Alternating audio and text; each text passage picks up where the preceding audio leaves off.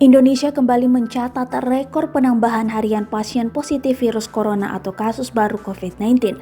Berdasarkan data pemerintah yang masuk hingga Jumat 28 Agustus 2020 pukul 12.00 waktu Indonesia Barat, tercatat ada penambahan pasien positif COVID-19 sebanyak 3.003 orang dalam 24 jam terakhir.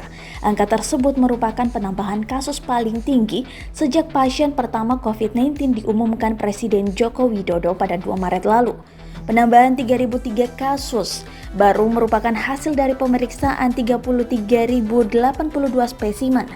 Dalam periode yang sama ada 16.649 orang yang diambil sampelnya untuk pemeriksaan spesimen.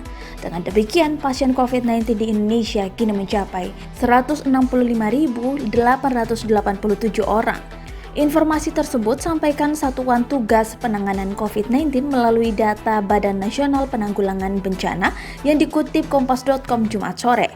Dilansir dari Kompas.com, rekor penambahan kasus dalam sehari terjadi kemarin, Kamis 27 Agustus 2020 dengan 2.719 orang, serta juga terjadi pada 9 Juli 2020 dengan 2.657 orang, dengan total kasus 70.736 orang. Meski jumlah kasus COVID-19 terus bertambah, pemerintah menumbuhkan harapan dengan mengungkapkan semakin banyak pasien yang sembuh.